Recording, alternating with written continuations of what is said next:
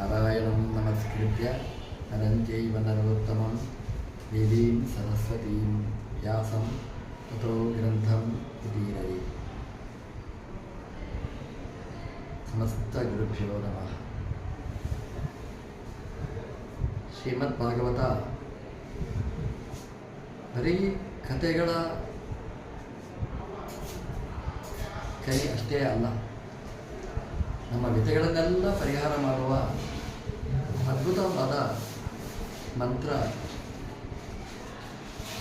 ದೇವರೇ ಈ ಸಂಸಾರದ ದುಃಖವನ್ನು ಪರಿಹಾರ ಮಾಡುವ, ಸಂಸಾರದ ನದಿಯನ್ನು, ಸಮುದ್ರವನ್ನು ದಾಟುವ ಮಾರ್ಗವನ್ನು ಭಗವಂತನೇ ತೋರಿಸಿಕೊಟ್ಟಿದ್ದಾನೆ. ದೇವರನ್ನು ನಾವು ಗಟ್ಟಿಯಾಗಿ ಹಿಡಿದರೆ ಭಗವಂತ ನಮ್ಮನ್ನು ಚೆನ್ನಾಗಿ ರಕ್ಷಣೆ ಮಾಡ್ತಾನೆ. ಅದಕ್ಕೆ ಭಾಗವತ ಹೇಳಿದ ಶಬ್ದನೇ ಧೀಮಹಿ ಅನ್ನುವಂತಹ ಆ ಶಬ್ದ.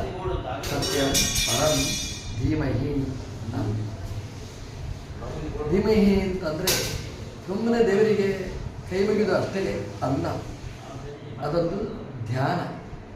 ಶ್ರೀಮದ್ ಭಾಗವತ ಒಂದು ಮೆಡಿಟೇಷನ್ ಕ್ಲಾಸ್. ದೇವರನ್ನು ಧ್ಯಾನ ಮಾಡಬೇಕು ಅನ್ನೋದನ್ನು ಅದು ತೋರಿಸ್ತಾರೆ.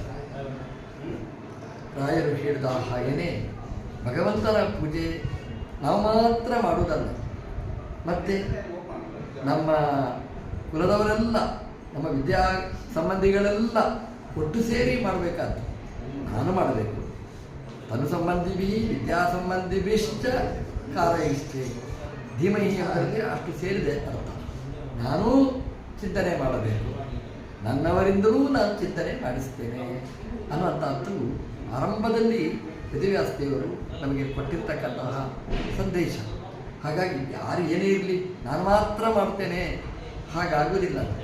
ಎಲ್ಲರನ್ನು ಒಟ್ಟು ಸೇರಿಸಿ ನಾವು ಮಾಡಿದರೆ ಅದು ಮೆಡಿಟೇಷನ್, ಅದು ಧ್ಯಾನ, ದೇವರಿಗೆ ಇಷ್ಟ ಆಗುವಂಥದ್ದು. ಹಾಗಾಗಿ ನಮ್ಮ ಮನೆಯವರನ್ನೆಲ್ಲ ಸೇರಿಸಿ ನಾವು ಮಾಡುವ ಆ ಜ್ಞಾನಸಂತ್ರ ಭಗವಂತನಿಗೆ ತುಂಬ ಇಷ್ಟ. ನಮ್ಮ ಮನೆ ಅನ್ನೋದಕ್ಕಿಂತಲೂ ನಮ್ಮ ಶರೀರದ ಒಳಗಿರ್ತಕ್ಕಂತಹ ಬಂಧುಗಳು, ಅಂದರೆ ತತ್ವಾಭಿಮಾನಿ ದೇವತೆಗಳು, ಅವರ ಅನುಗ್ರಹದಿಂದಾಗಿ ಈ ಧ್ಯಾನ ನಡೀತಾ ಇದೆ.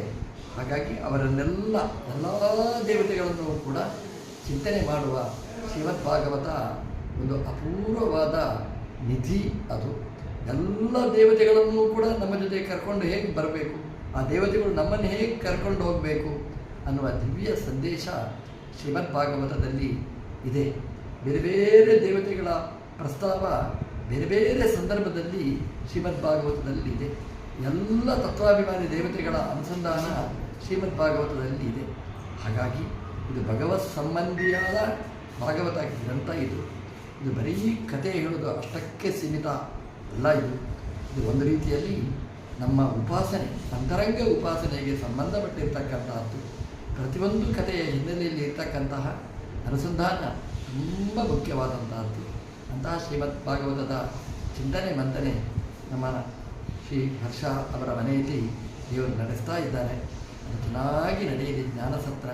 ಅದಕ್ಕೆ ಎಲ್ಲ ತತ್ವಾಭಿಮಾನಿ ದೇವತೆಗಳ, ಹರಿವಾಯು ಗುರುಗಳ ಪರಮಾನುಗ್ರಹ ರಕ್ಷೆ ಇಲ್ಲಿ ಈ ಆರಂಭ ಆಗುವ ಈ ಜ್ಞಾನಸತ್ರ ಕೊನೆ ತನಕ 12 ಸ್ಕಂದಗಳ 18,000 ಶ್ಲೋಕಗಳ ಚಿಂತನೆ ಮಂಥನೆ ಚೆನ್ನಾಗಿ ನಡೆಯಲಿ. ಅದರ ಅನುಸಂಧಾನ ನಿರಂತರ ನಮ್ಮ ಉಪಾಸನೆಯಲ್ಲಿ ಬರಲಿ. ಹರಿಗುರುಗಳ ವಾಯುಗಳ ದೇವರ ಅನುಗ್ರಹ ರಕ್ಷೆ ಪೂರ್ತಿಯಾಗಿರಲಿ ಅಂತ ದೇವರ ವಿಶೇಷ